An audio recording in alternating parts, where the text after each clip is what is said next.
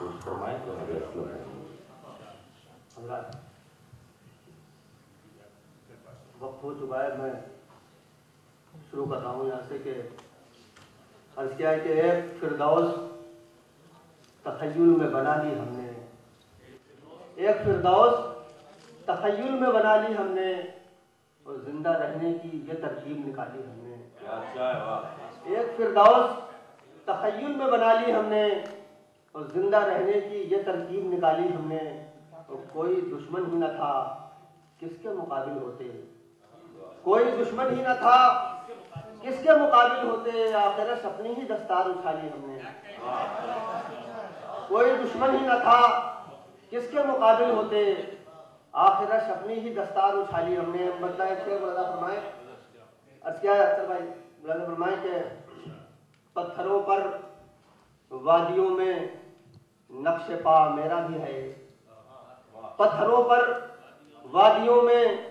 نقش پا میرا بھی ہے، راستوں سے منزلوں تک سلسلہ میرا بھی ہے، راستوں سے منزلوں تک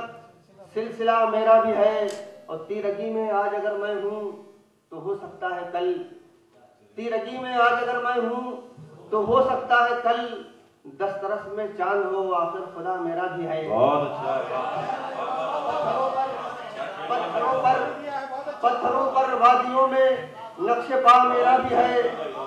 راستوں سے منزلوں تک سلسلہ میرا بھی ہے، اور تیرگی میں آج اگر میں ہوں تو ہو سکتا ہے کل، دسترس میں چاند ہو آخر خدا میرا بھی ہے، دسترس میں چاند ہو آخر خدا میرا بھی ہے، تیرگی میں آج اگر میں ہوں تو ہو سکتا ہے کل۔ میرا تو رشتہ آوارگی ہے راتوں سے، مگر یہ لوگ کیوں اپنے گھروں میں جاگتے ہیں، مطلب اور ایک شعر اور پیش کر رہا ہوں، اور کیا ہے کہ مگر یہ لوگ کیوں اپنے گھروں میں جاگتے ہیں کہ شرر دبے ہوئے کچھ آرزو کے دیکھتا ہوں۔ طارق فیضی صاحب کہاں تشریف رکھتے ہیں کہ شرر دبے ہوئے کچھ آرزو کے دیکھتا ہوں، کہ اب بھی خواب میں اکثر نمو کے دیکھتا ہوں۔ شرر دبے ہوئے کچھ آرزو کے دیکھتا ہوں،